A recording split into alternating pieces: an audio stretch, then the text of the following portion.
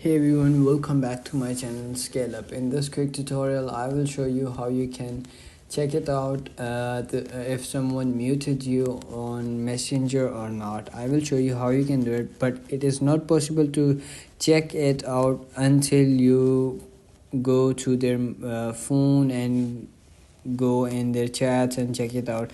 Like you can simply do is send a message, or like you can see if it is delivered and the person is not responding until he can see or she can see that message, or it's mean like they didn't want to talk to you. Or like you can see over here, if you by any chance you get to see the option over here on their phones, like mute, or like the cross on their your beside your name title, as you can see over here, the bell icon over here.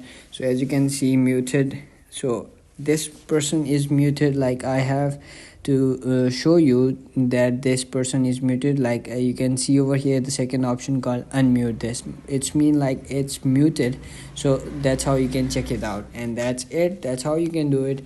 If you found this video helpful, don't forget to like my video, subscribe my channel Scale Up, and also drop me a comment for more tips and tricks videos. Thanks for watching. See you in the next video. Have a nice day. Bye bye.